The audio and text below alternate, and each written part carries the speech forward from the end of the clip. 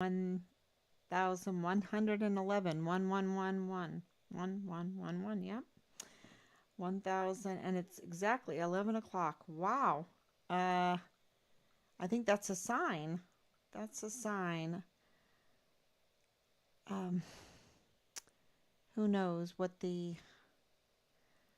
that means, but I'll take all blessings in this case.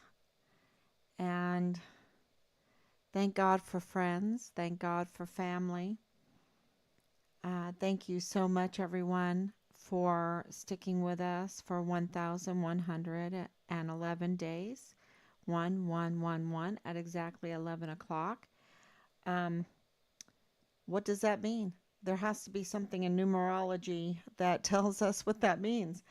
Um, because, we've just broken through the sound barrier. I believe we have, but we're verifying. We have to verify what we have discovered because Richard went missing July 23rd, 2020. Um, and he didn't just go missing from the barracks there at Fort Bliss in El Paso, Texas. Something happened, and we have been fighting like hell. Isn't that what they don't like Trump saying that, and I don't really say that so much in my day-to-day life, but I think in this instance we need to fight like hell because we're up against some really cold blooded cold-blooded creatures. Okay.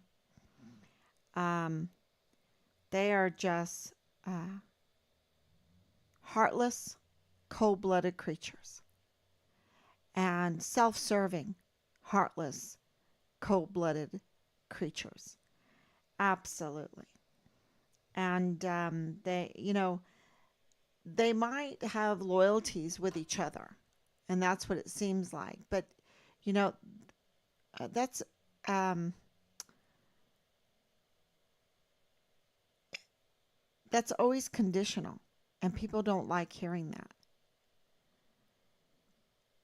because you cannot um, be loyal to someone that is engaged in the destruction of children, engaged in the destruction of their own children, um, sexual assault, sexual assault, forcing others to engage in sexual assault. That Leilani Hart's notarized criminal complaint affidavit is shocking in so many ways because not that I believe everything is true, so that means that some of it, because I've been trying to verify it, um, is false information. So, where are the arrests? Where, um, because this is a CID and FBI report.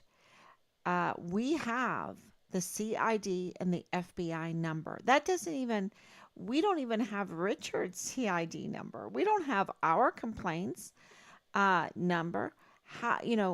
Only a very privileged person with connections within those agencies would, very connected, would receive their CID and FBI numbers of their notarized criminal complaint affidavit. So we're talking about how how are these people connected that they have this kind of privilege? We definitely understand how Hunter Biden has privilege, right? We definitely understand how Joe Biden has privilege. We understand how they get away with this criminal syndicate family. We understand that. But what connections does Leilani Hart have in order to get her CID and FBI numbers? Is it from Tavita Nusa? Is it from Marlon Soto? What is going on in the CID Fort Bliss that she has pulled because there and we've asked the El Paso Police Department because we have intel coming out of Fort Bliss that said that she was bragging, that she was boasting, that she was controlling the CID at Fort Bliss, and that somebody put in a complaint to the El Paso Police Department about it. And we have like an open records request. We have a request about that. And it's, silence. Where, where is all this privilege coming from? And we know that James Hart is very privileged because he's there at the VA. All of these allegations are made against him.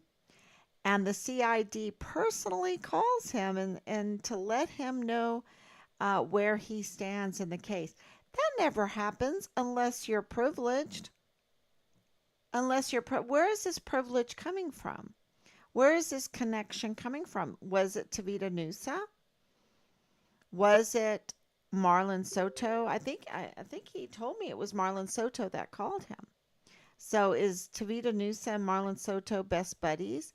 What is happening in this Fort Bliss CID office? What is happening? And it seems to be very criminal. Very criminal. And so I'm going to uh, read to you. Okay, so you have I need to keep on track. You have Let me make sure that I'm on. Let me go on Facebook before I get started on all the really big news that the intel is giving us. Thank you so much. I hear myself. Everybody, thank you so much. And I can see your questions now. If you want to ask a question, if you want to leave a message, that really helps. It always helps. So, because we need to pull everybody's talents and experiences together to help us through this investigation of our son. Okay, let's get started. 1,111 days today since Richard vanished from the barracks room. He didn't just vanish from Fort Bliss. Something happened. And we're talking about the privilege just by the conflicts of interest. There seems to be like an open marriage going on in the Hart family, and maybe even bigamy, because in our intel that we have gotten, Leilani Hart was trying to put complaints against her husband for bigamy. And I don't know. I don't know. That is just something that we're hearing.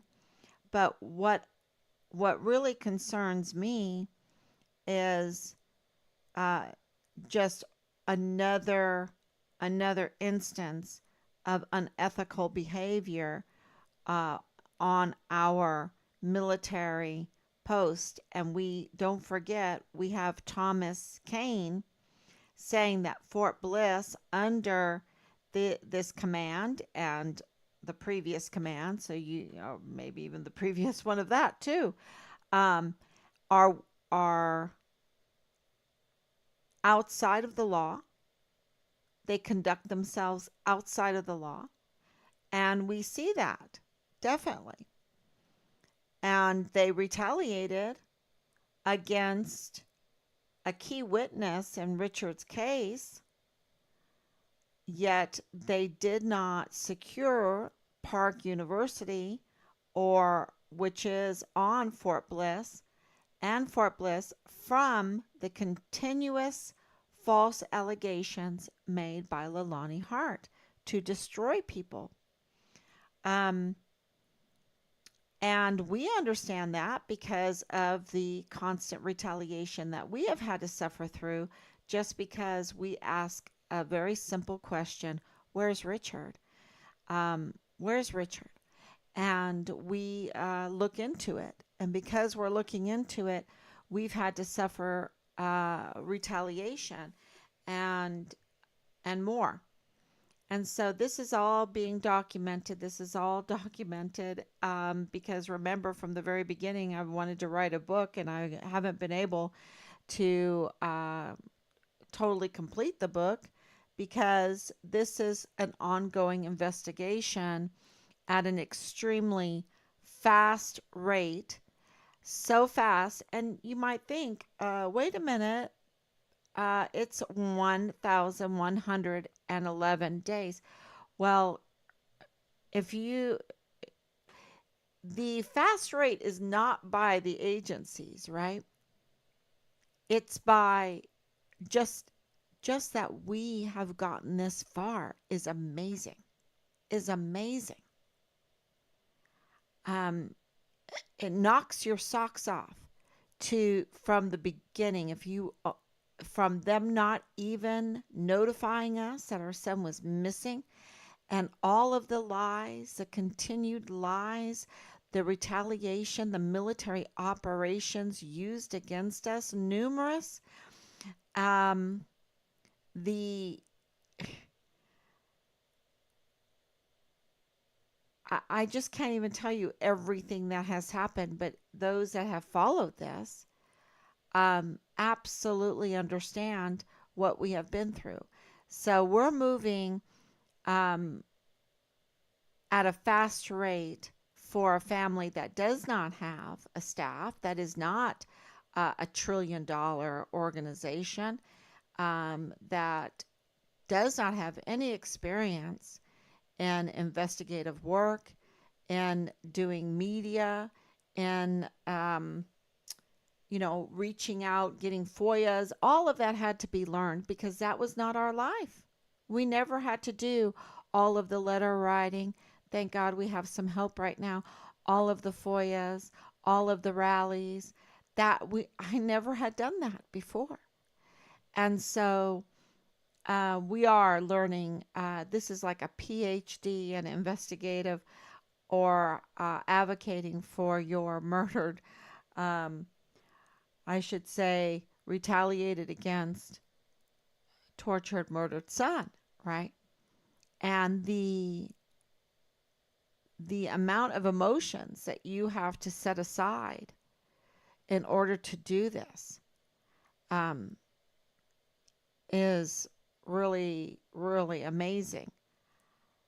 Uh, I remember when we had the search for Richard's remains in Mexico, and Hannah was here, and we did a live stream. And I told her after that live stream, I said, "Don't, not again, not again. I'm not putting you through this," because it was just so emotional.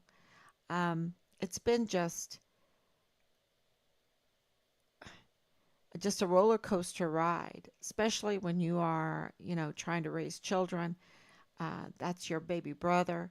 Um, you see your own children, and you just can't even imagine the likes of James Hart sexually assaulting a 7-year-old in Leilani Hart's master bedroom by multiple members of the household, and forcing his sons upon each other, forcing that kind of culture in his own household.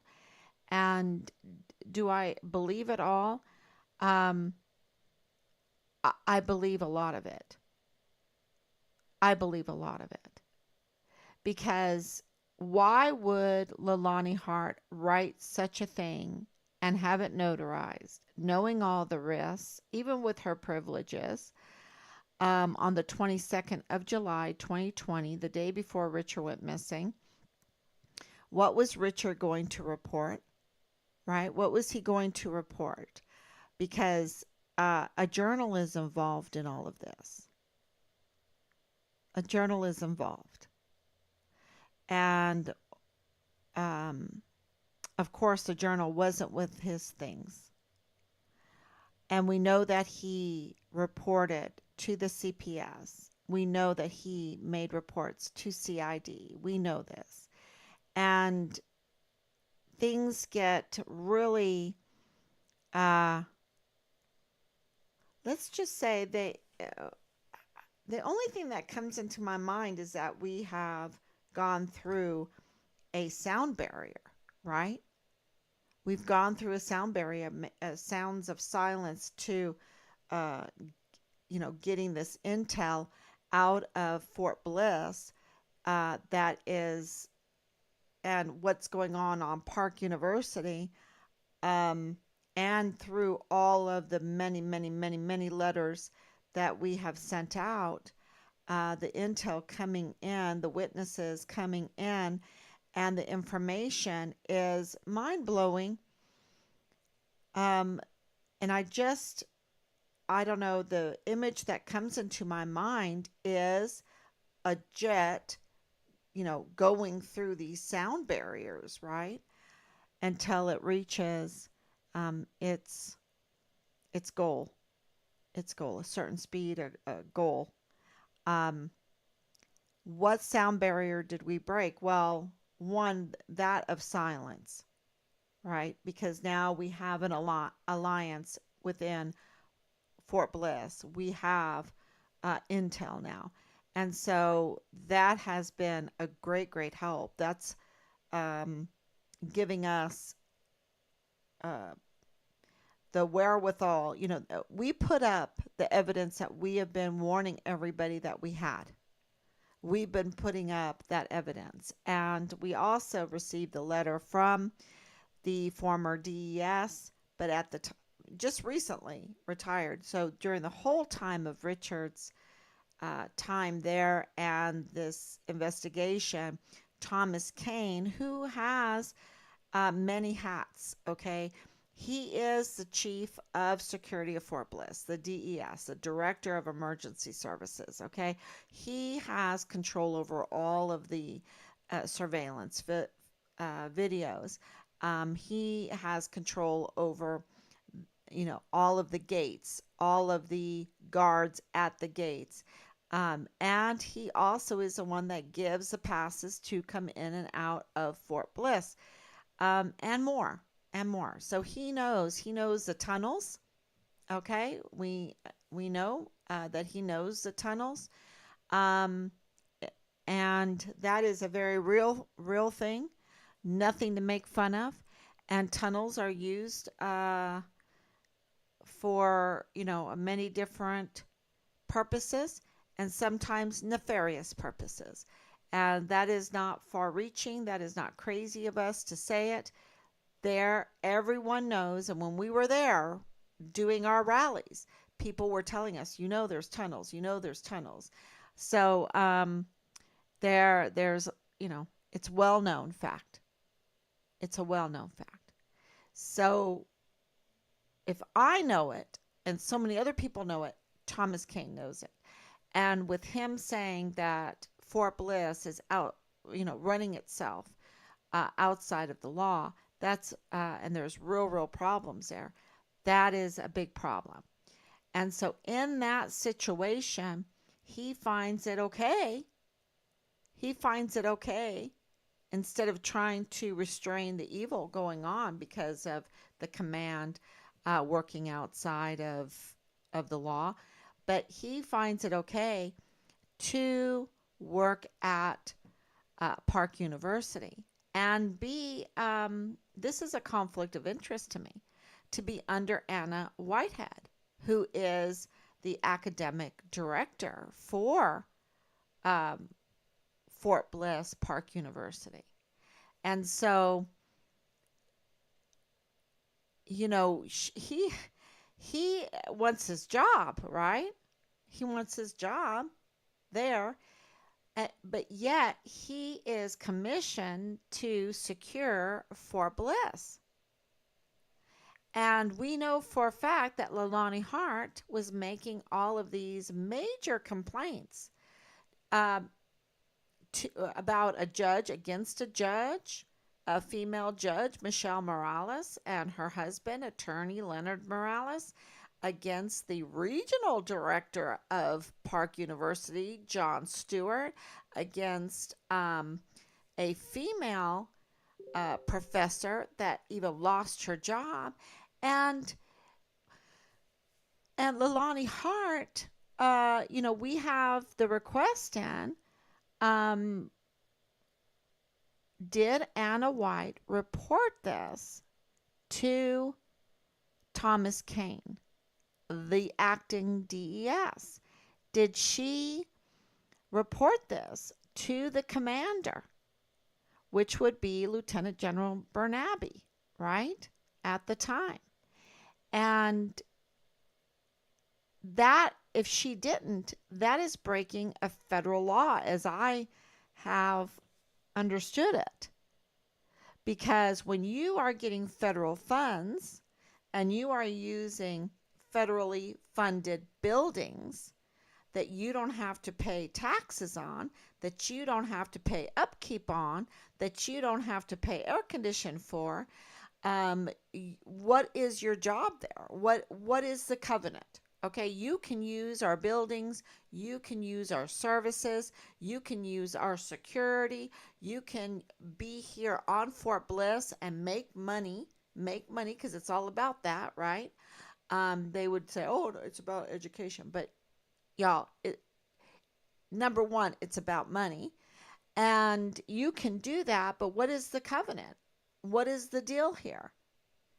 And it is to give a quality education to the soldiers and also to keep the soldiers safe in Park University campus, right? That is the main job. And so when you have your faculty being attacked like this, right, and the morale being brought down low because of these attacks, that has to be reported. And it's a federal law. And so you can't ignore it. And Thomas Cain, he has no excuses because he was at the campus. He was being a teacher, right? Part of the faculty. And Anna White is supposed to be telling him, but she's also his boss. You see, there's a lot of conflict there. So Anna White doesn't. I don't know. We'll see what the letter says. But Thomas Cain has no excuse because he knew what was going on Park University. He absolutely knew. And yet he did not deny Leilani Hart access to Fort Bliss to secure Park University and Fort Bliss, right? And it's the same thing with James Hart because he's at the VA. He's at the VA there. He gets to, be on that board. Does he lead that board to determine who gets disability and who doesn't? That is a huge, powerful, very powerful job. And you can blackmail people very easy with that or buy people out very easy with that. And, so why are they so privileged? Why do they get the run of the show and get to brag that they are ruling CID office? Now, this is really important because of the new information that has come out about Richard. And I try to stay really calm. This is one of the hardest things to stay really calm about. I feel like this is hitting another sound barrier going through it because it changes the entire dynamics of this case. Yet, I give it a lot of weight because it fits Richard. What we know what was going on, our records, we absolutely know that this is possible. And we have done a lot of research since we've heard it, just to make sure that it is possible. We've contacted Park University now for Richard's records. We have 2 requests in there for records. We might send one out in the mail again tomorrow just to cover it. 3 requests, because um, uh, the world that we live in, and also this case. This case has been like a taboo for so many. Why? Well, this makes sense, doesn't it? This makes sense. And if you've read my post that I posted today, you know what I'm talking about. So let me just read it. I have it in front of me, and I just want to let everyone know that Richard at a young age, okay, uh, he was so fascinated. He loved stones. Remember, I told everyone that he would use a hammer and bang stones open, especially there at Drumroe and in the Midlands of Ireland. And he would search for anything glistening, anything great. And I should even wear the necklace. I'm going to wear um, a necklace that he gave me. He had just exquisite taste, gave the greatest gifts, and he loved investigation, and he loved law, law enforcement. He loved private investigation. I've mentioned this many, many times. I even talked to Marlon Soto, the special agent in charge of this case. Many times I told him that Richard, you know, and we even have it documented that Richard, as soon as he got to Fort Bliss, inquired on how to be a criminal uh, investigator, right? He wanted to be a CID agent. That's what he wanted to be, and he did that right away. And we also know that he took courses to go to that to go towards being a criminal investigative special agent, right? So he even talked about being an interpreter because he did have language skills, foreign language skills. And so he was thinking, oh, maybe he can go to interrogator school. So interrogating, criminal investigative division. He never really mentioned FBI, but he wanted to get into law enforcement. And so I wrote, he loved Sherlock Holmes. He loved Jackie Chan's thrilling missions. I loved it too. Um, Daring escapades of the Mission Impossible, 007, of course, Columbo and the Mentalist, The Equalizer. Um, and then in the TV show Psych, I liked Psych too. I watched that with him. He loved that. That was like one of his personal favorites. And Burn Notice, Elementary, we liked that too. But we liked Psych better. White Collar. And how did we watch these? We went to the library. We got them on anyway, or online. NCIS. I've never seen Dexter, but Allison told me that he would watch. Said Dexter was a little bit on the dark side. So, um, anyway, that was part of the list, and that we were just trying to put together, all of us. The point is I'm sure he would watch Agatha Christie. He liked anything to do with a mystery where you had to be the PI and to discover who did it, how did they do it, in what room did they do it. And it's so interesting that I never was interested in that. Rob was never interested in that, and here we have been made our son's um, chief investigator. And so I need to go back and watch some of these shows again. Some of them I would watch just to be with the boys, just to watch it with the boys and know what's going on and have conversation. But he loved it. And so he wanted to go into the criminal investigative field, and our discussion in Korea, um, that sometime that and I'm going to be honest, got a little heated because I did not want him to join. I did not want him to join the military. And, we offered him $10,000 right away that we would give him, find a way, make a way, to go to a different school, um, to start his education, on law enforcement. That was the talk. That was absolutely the talk. I was like, you don't need to go in the military to get into law enforcement. Okay.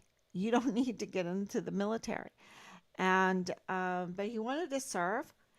He wanted to pay his way. He wanted to serve because of my dad. My dad was a big influence, on him in this. Um, that's why he went ADA, because my dad was ADA. I was born at White Sands. Um, so that was, you know, he just wanted to make his way, and he felt that, he could be a blessing to the military, and the military could also teach him something, right? Teach him, um, law enforcement. And so when Richard got to Bliss, he absolutely enrolled. And the classes that we're told that he took and that we're trying to verify, but what we were told is criminology, sociology, and psychology. And um, yeah, so he was on the path, for uh, law enforcement.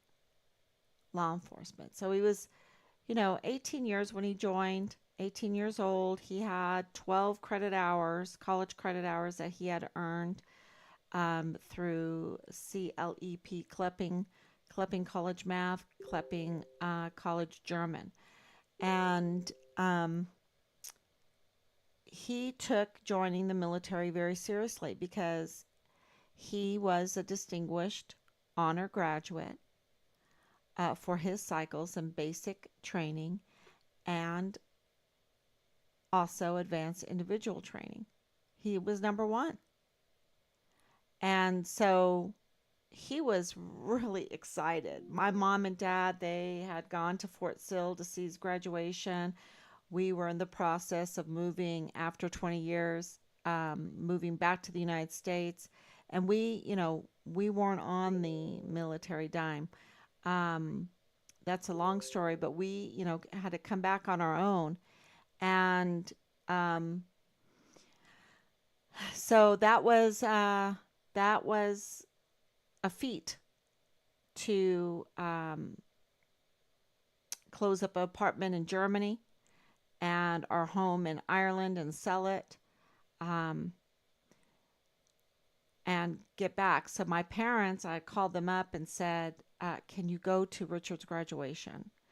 And they, got in their car and they went. They went to Oklahoma. And they went to Fort Sill, and they said he was so excited because, um, of his accomplishment as distinguished honor graduate. So when he got to Fort Bliss, we know that he took these classes. And that, so for someone to say to us, "Hey, he was a student at Park," that was not really shocking for us at all. Um, we knew that was going on. What we didn't like is that the smear campaign on Richard never never told the public about who Richard is. And they made him out to be a criminal. And it was so insane because he wanted to be law enforcement. And they were making him out to be a criminal. And you don't get so excited about your accomplishments of Distinguished Honor Graduate for Basic Training and AIT and get to Fort Bliss and sign up for criminal law enforcement courses that you would need for forensics and all that stuff, right? Um, and then, you know, spend your time in ways that the CID, that the PAO, do you want to hear about your son? What they were trying to portray him as. It was insane. And they have you, they have you in their clutches because the very people that are attacking your son, that are hindering the search for Richard, because that's absolutely what was happening. They were doing everything backwards that a CID agent would do if they really, or a command would do, or a PAO would do to search for Richard. And anything that was positive was like pulling teeth and was with a half of a heart, right? With half of a heart, hands tied behind their back, whatever you want to call it. They were in a mode of cover up. They were not interested in looking for Richard truly, really. Okay? They were in distress. They were in distress. And they were making all of Fort Bliss in distress. And absolutely they were. Because of the COVID mess, because of the covering up what happened to Richard. And now today, well, not today, it's been a while. We've been looking into this. The intel is telling us that Richard participated in an internship with none other than the Fort Bliss CID, Criminal Investigative Division. Now, that is like full of emotion, right? Full of emotion. So we've engaged in contacting hopefully the right people that would be willing to give us Richard's academic records from Park University. But Ann Ogle could tell us. Thomas Cain could tell us. Soto could tell us. Tavita Nusa, now he's off doing his thing. He could tell us. Lalani could tell us. But we want to hear it from Park. But can you imagine the lies, the level of lies in all of this? Because don't forget that one of our key witnesses says Tavita Nusa is implicated in the demise of our son. A CID special agent of that very office on Fort Bliss is implicated in the demise of our son along with Leilani Hart. We have a criminal complaint out for Leilani Hart. El Paso Matters saw to,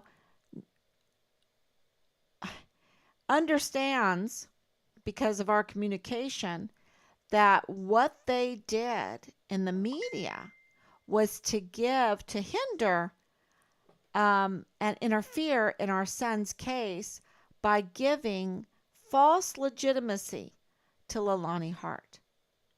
Because whatever happened, she's not legitimate. Whatever happened, she's got some explaining to do. And it's not to me. It's not to me. But we have a key witness that implicates her and Tavita Nusa as special agent. And it always, this whole Clem Coward, the Major General Clem Coward, that did the Gomar for Richard, that was absolutely, we read the Gomar and we're like, what? This was absolutely a hit job. There's nothing here. There's nothing here. Right? And, all these rumors, why he would do that to Richard, why he would call off the search for Richard, the investigate, because the whole search and investigation of Richard did not happen until September 1st, 2020. That's when the official beginning of the CID investigation got involved in Richard's case. September 1st, 2020. He went missing the 22nd, 23rd of July, 2020. And they didn't start until the 1st because of us calling, and how do we know that? Because Director Ford of the CID, the new modern or outside, it's not outside, it's not modern or whatever, that took over for Major General Donna Martin, who now is Lieutenant General Donna Martin of IG. She's in charge of IG. Please write her a letter. Please write her a letter. Ask her to do the right thing, not for our sake, because I know that, and I can't apologize for it. She acted criminally. Okay? She's acted criminally. But maybe even with me calling her out, she will do the right thing for her own sake, for her own legacy, for her future stand in front of God, for our country's sake, right? For every service member's sake. Because that stage task force, Find Richard Halliday, where they all sat around like mannequins, and she put a chair in the middle of the room. They were in civilian clothing, and she put which makes it unofficial, and they didn't even have an op board. They didn't even have a leader, and she just sat in the middle of the room on a chair, Indian style, in civilian clothing.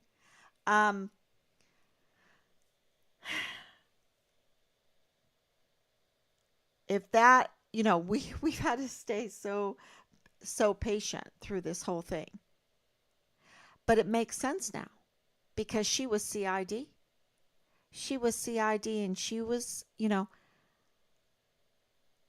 how did Richard get to know Tavita Nusa and Leilani Hart? Well, one, they were having an affair, right? That was the report from the intel, that they were having an affair, and it was confirmed when I talked to James Hart, saying, "Oh yeah," and they're cousins, that was added in, but Richard doing an internship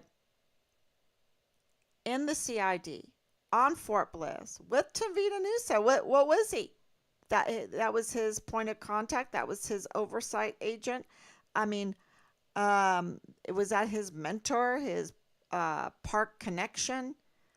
Who was on the other side of that in park? Was it Thomas Cain? Was it Ann Ogle? Was it Anna Whitehead? Was it someone else? Because I know that the courses that Richard, um, sociology, psychology, criminology, that would be Anne Ogle and Thomas Cain, right? So okay, so here we have COVID stuff going on, the height of it, the whole election, the whole political mess, because that was all political and crimes against humanity, right? Crimes against humanity that, um, wow.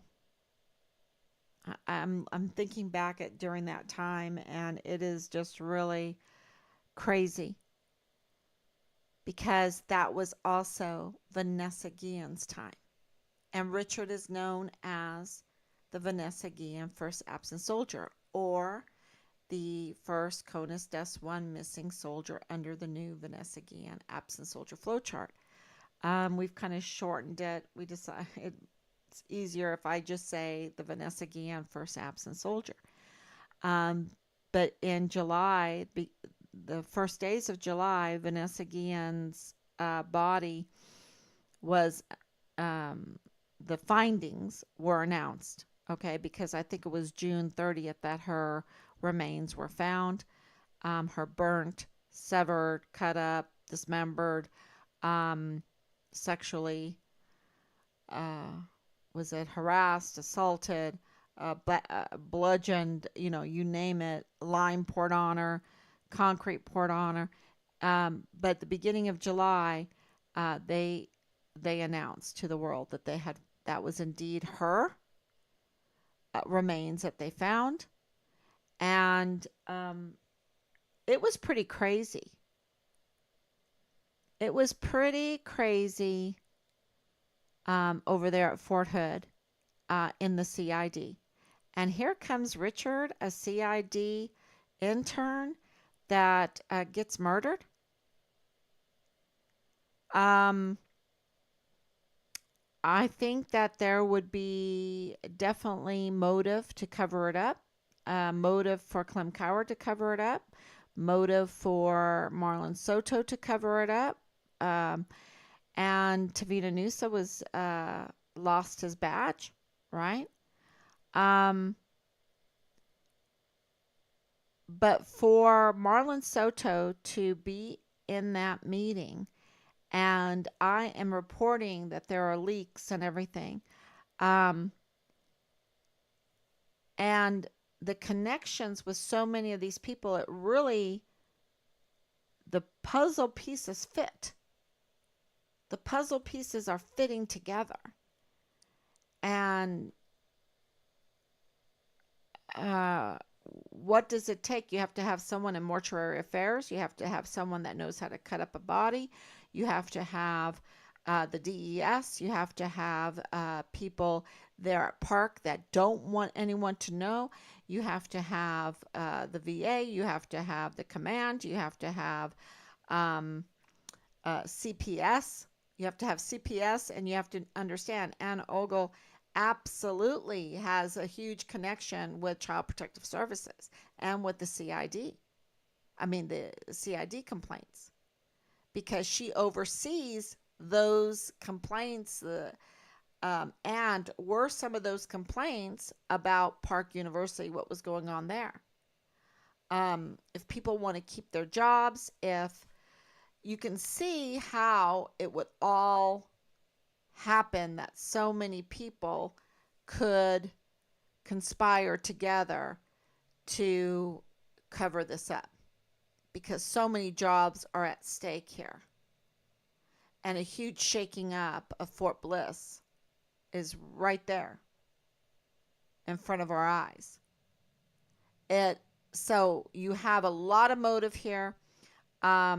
How Dallas Hart is part of this, how James Hart is part of this, how Jay Pollan is part of this. Well, Jay Pollan's good friends with Ron Steeg. How they are, all part of this. And, Jay Pollan was also working on Fort Bliss. And so the March hospital is very interesting, especially with Jay Pollin's connections with the CID. Everything, everything fits. So I think we just um, went through a light barrier, a sound barrier, um,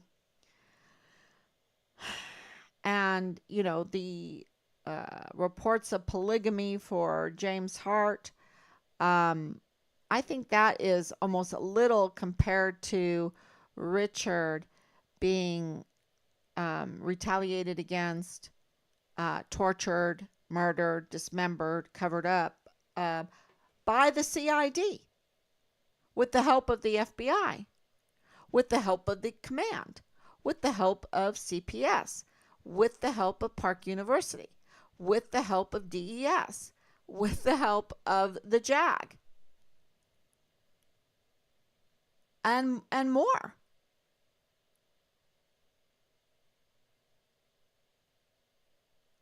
It makes you absolutely speechless.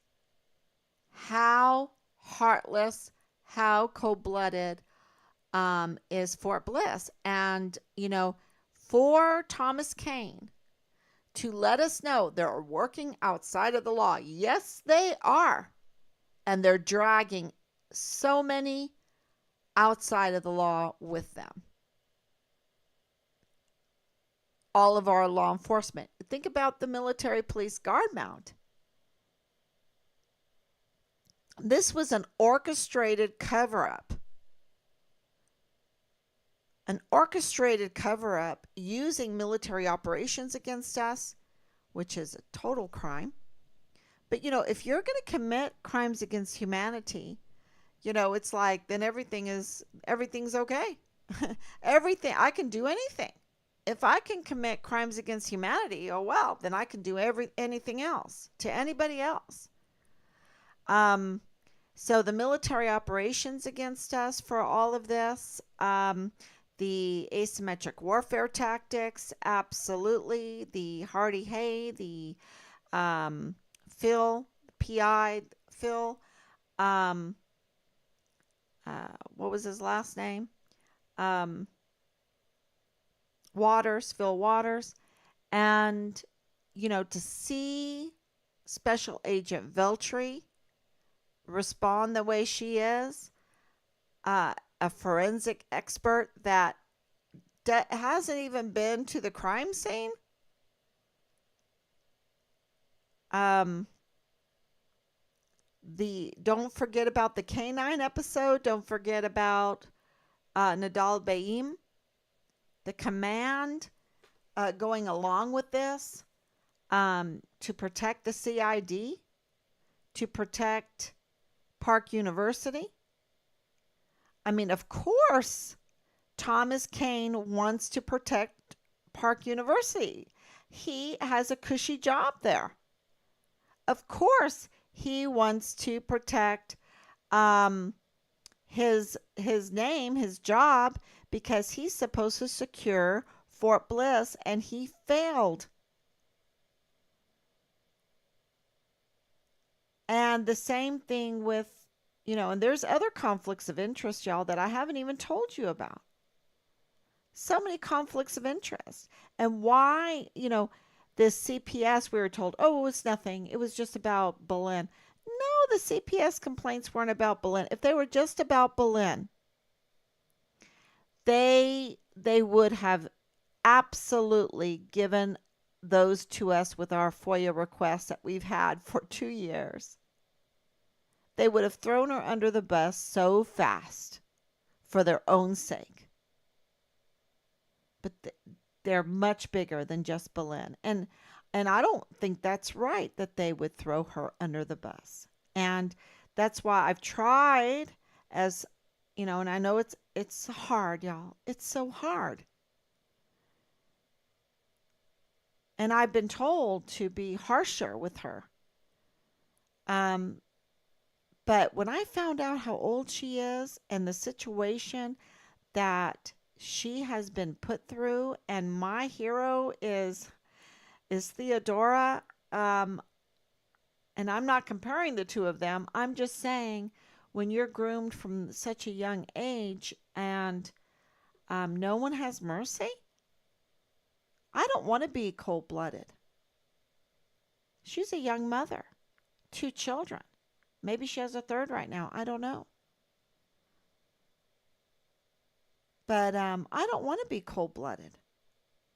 And you have to remember from the beginning, over and over and over again, we were telling Lieutenant General Sean Bernabe, we want immunity.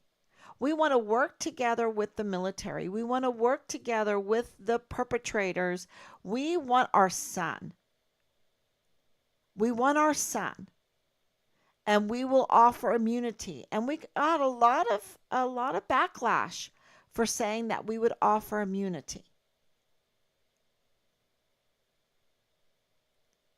We did because we knew that the lies were so big coming in that they were covering up something really big. The smear campaign, the behind the scenes retaliation that we were getting, the conduct of the investigation was so botched. It was so botched. The personal items that we got from Richard and them saying, "Oh, we don't have his computer or his phone or his car. This the car was this, all this stuff." We knew it was stinky. We knew it was all stinky. We knew it was botched. We didn't know what was on purpose, what was just a dereliction of duty, what was just uh, bad mojo, just, like a Jay Pollan, um, just survival of the fittest and just, I don't know, bravado that went astray, went awry, or careless hate, you know. They, they're careless, they're haters, and then they say, but I love my troops. And you're like, what? You're delusional. You're delusional. Absolutely. And so, but you're not allowed to say that because these very people are the ones that have answers to help you find your son. And so you have to be very, we were just like, okay, let's just be patient. Let's just be patient and see what happens. But we knew that something was going on, and we're like, okay, look, let's put out there that we want immunity for the perpetrators. So immunity would be for Marlon Soto, would be for Tavita Nusa, would be for whoever's in that CID office, like Ron Steeg, who is connected, Leilani Hart. And how does Dallas Hart fit into all of this? How does, Thomas Cain fit into all of this? How does Ann Ogle fit into all of this? How does the person over there at CPS, along with, working with Ann Ogle, fit in with all of this? How does Anna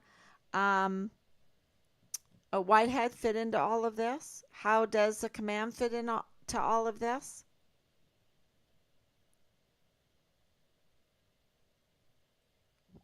Um, and this, of course, they had apt people, trained people. They dismembered Richard. They dismembered his remains. And they didn't put him in the same location. And they tampered with his remains. They did more, y'all. This is what the intel is saying, and this is why haven't we gotten an official response for these autopsies, for this medical examiner, for the numbers, for the information that we're getting. And here we're getting information that Richard did an internship with the CID there on Fort Bliss.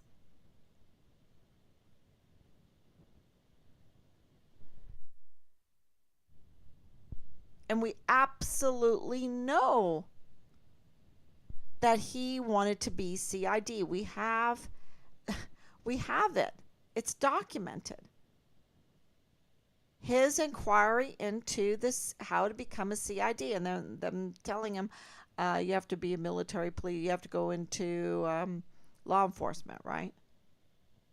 You can go two ways, you can go. So he was searching. He decided to go the college route.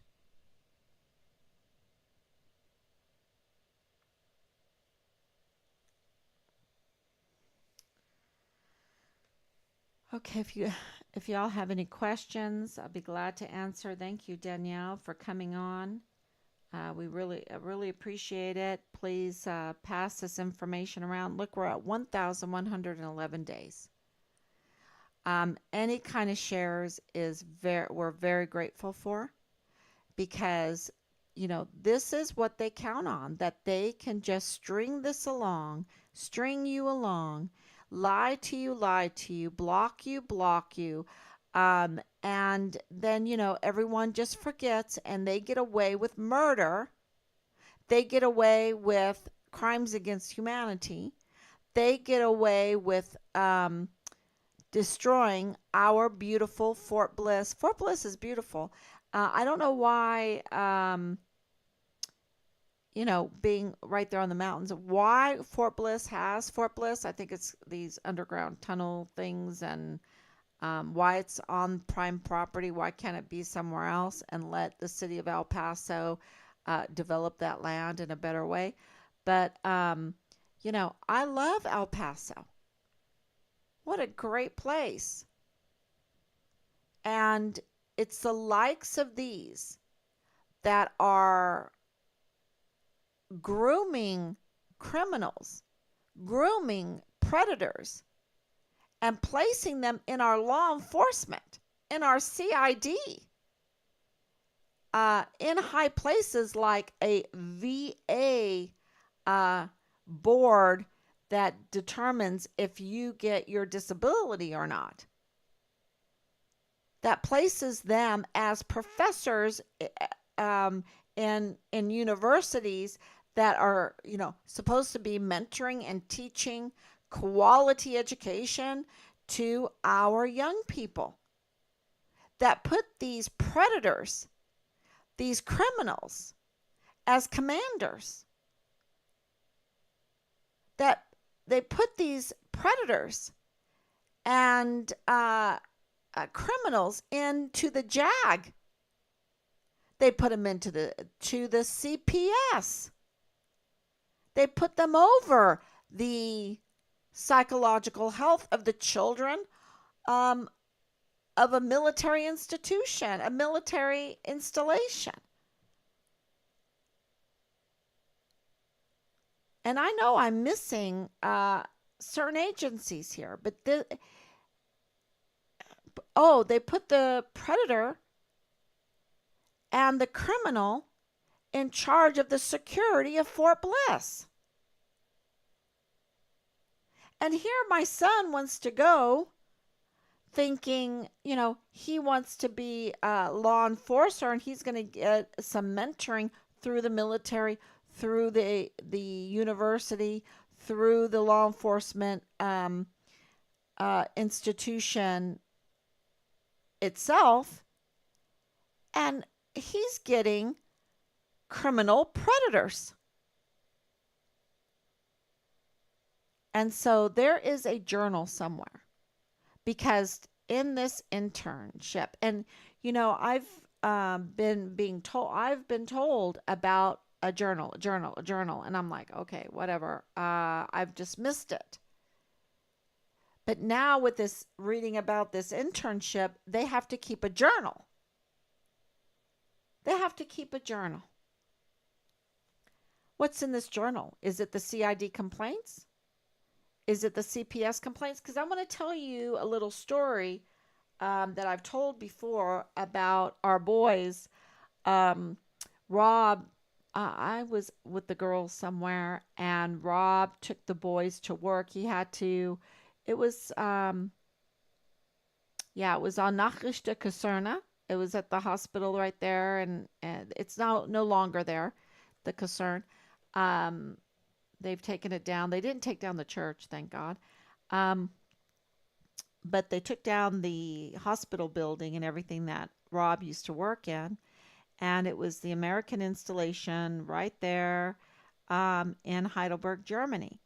And he had to go into work. I think it was he was off, but he went in, or I don't know how it was. But he took the boys with him, and there was this apple tree outside of his office building. And it was all secured, so he told the boys, just play around here, and I'll do what I need to do, and I'll be back. And so they picked up a stick and they started using the apples as baseballs.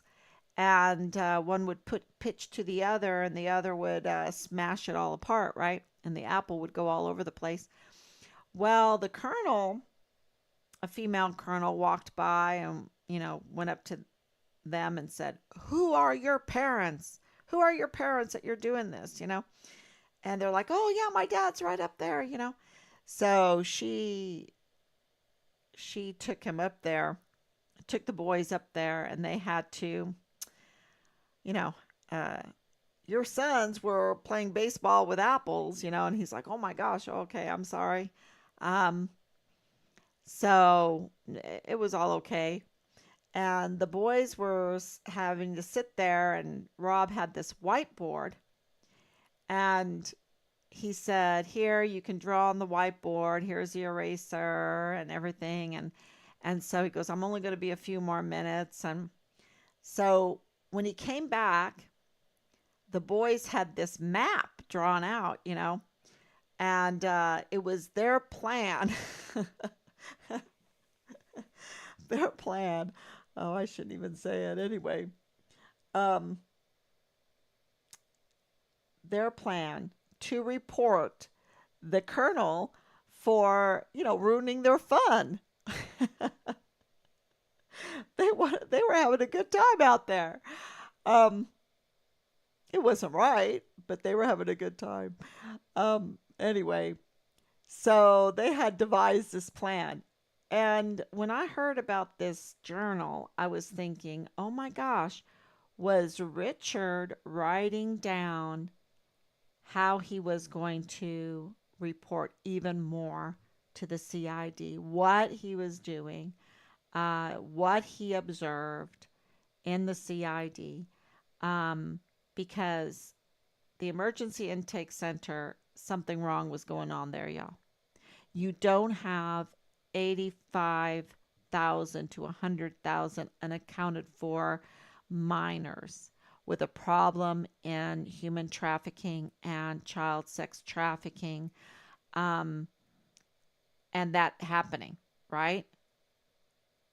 You don't have a cover up the way you have the barracks flush with weapons, um, the barracks being a marketplace for illegal drugs, the frat parties every day being allowed, the SOPs being totally ignored for sign in and sign out, that, there's people sleeping and living in the barracks with soldiers all the time. I mean, I've heard that I don't know how many times. And then it was, a mountain of comments when the 14-year-old was found living in the barracks with the soldier being prostituted out. Um, there was, oh yeah, that happens all the time. This is not an isolated event. So, and then with the colonel, that was lately, and it's just with all this other big news, it gets overshadowed.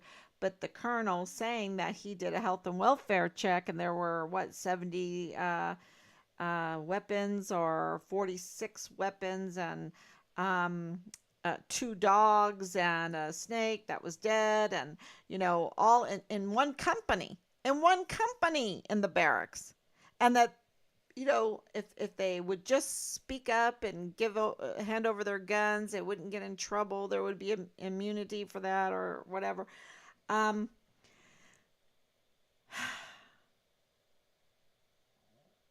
y'all, and yeah, Fort Bliss is working outside of the law. The command is working outside of the law.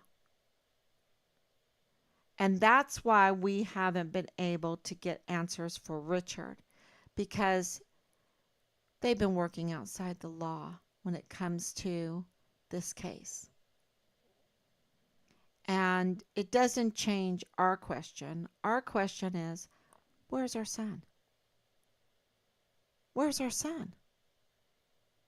You can't just have a missing soldier from the barracks room and nobody asks questions and the media stays quiet. Why? They don't have to like me. This is a soldier that goes missing out of the barracks room. They don't have to like my politics. And they don't even know my politics.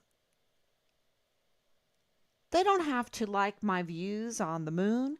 They don't have to like my views on COVID. They don't have to like it. This is a soldier. This is a soldier that the American people have entrusted so many to care for, and have poured all kinds of resources into these people, into these positions to care for our volunteer sons and daughters. And they're treating them like it's just a commodity, or it's just, disposable. Well, my son is not disposable. Where is my son? And I totally have understood through all of this that he was targeted, that he was tortured.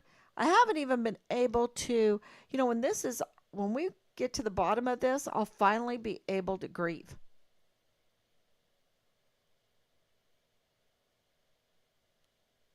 To hold back, to try to stay even on this path, is torture too. Because you hear your son's being dismembered, and we have pictures of these weapons now. We were given pictures of weapons, these cutting tools and everything, saying, this is what killed your son. So we're getting this intel. We'll go through that and let everyone know if there's something to that. There's so much information coming in. This is not a cold case. And we're going to start criminal complaints. And this came in. But we're going to start criminal complaints ASAP for all of the silence,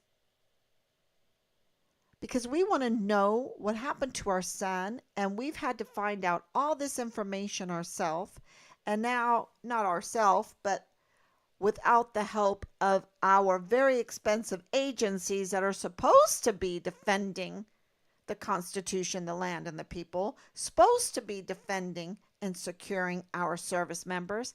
And we've had to do this with Team Farm Richard Halliday,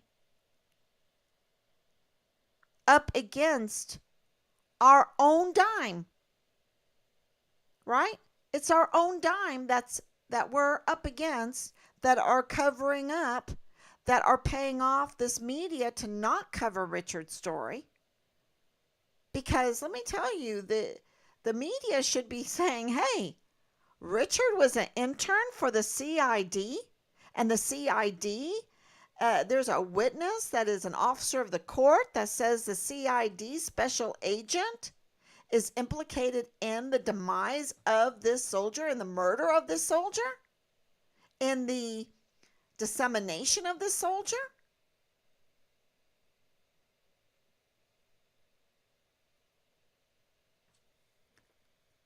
This is our dime that is going that Thomas Cain fears to lose. It's our dime that Park University fears to lose. It's our dime that the command fears to lose because they want the star, which means more dimes from us, right? A bigger retirement. They want our dimes, but they don't want to fulfill their part of the covenant, that they have to defend the Constitution, the land, and the people, that they have to uphold the rule of law and not work outside of it.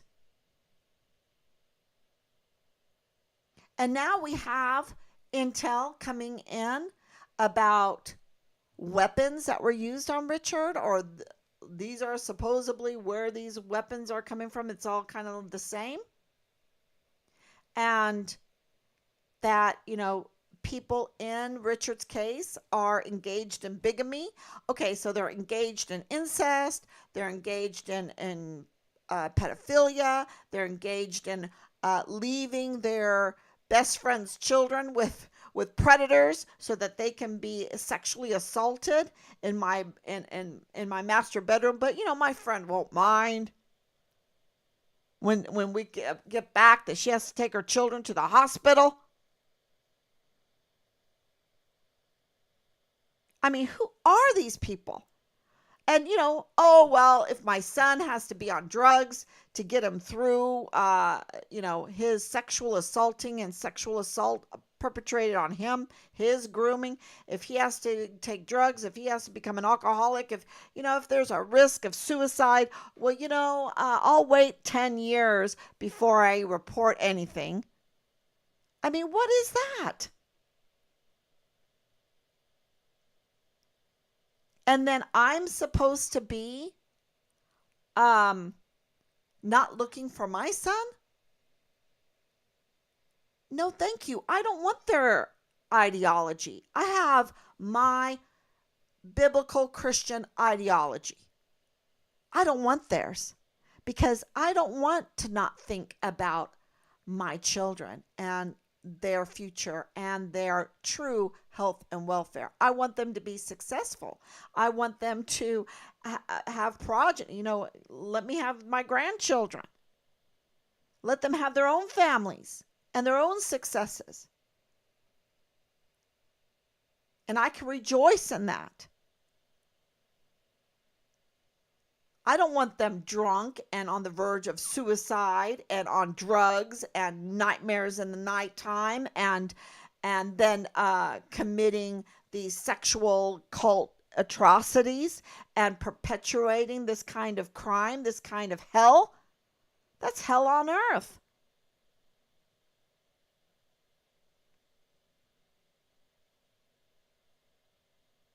And they want to do it on our dime because they want to abuse the system. They want to have the disability paycheck. They want to have the military retirement paycheck, the VA paycheck, the Park University paycheck, the the JAG, all of the perks, all of the privileges, while they're breaking the covenant.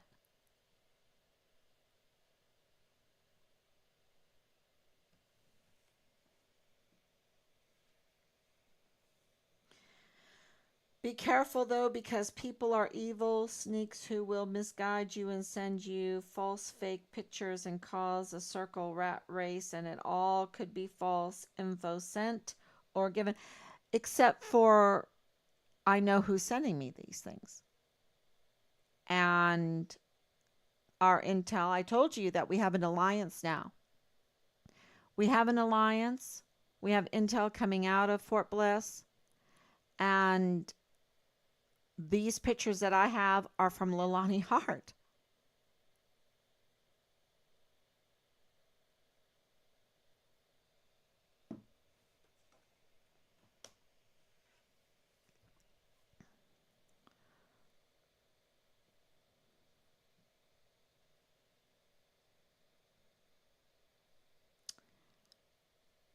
Y'all, there have been snakes from the very beginning. Big snakes. Big snakes. And and they knew. They knew. Meetings upon meetings, rallies upon rallies, phone call upon phone call, begging them. And, you know, there came a point there that we had to take a break. That we were like, you know, uh, Lieutenant General Sean Bernabe, do not come. We don't need to hear um, your cover up, your insanity, your um, your attempts to try to manipulate this case. Because clearly, that's exactly what he was sent to do. And he lockstep to that against a service member. Against a service member, army of one. All service members. And pray for Fort Hood, Fort Cavazos, because he is the commanding general there. And I feel for them because he's up to no good. He's up to no good. And in my opinion, he needs to be arrested. McConville, he was allowed to walk away. In my book, he should never have been allowed to walk away. There needs to be lots of court martials. Serious court martials. And because if we don't restrain this evil, if we don't establish justice again with our Department of Justice, it can't be just a department. We need a Department of Justice. If we don't do it,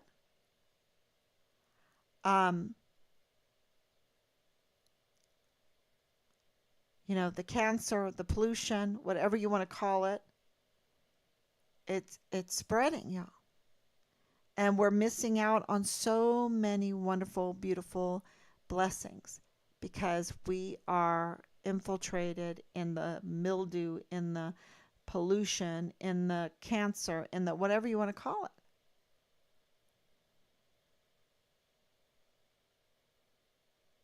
And I don't want any family to have to go through this.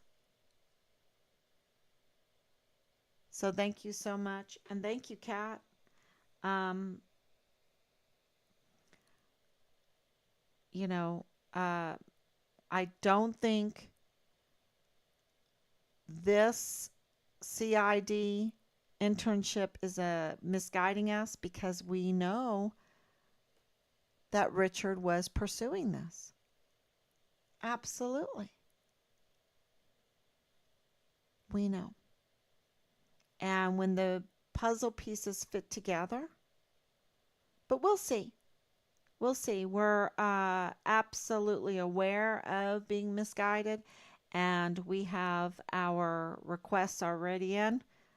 Uh, we did that real quick, and so we're awaiting a response, and we will let everyone know. I'm a little full of vim and vigor tonight myself because of this. It's like a protection to get through, you know, the breaking of a sound barrier. You have to protect yourself. And so thank you for being patient with me. Thank you so much. We love you for coming on and sticking with us. And please share. and all the sharing that you do. We are very, very grateful. And I'll be back tomorrow, God willing.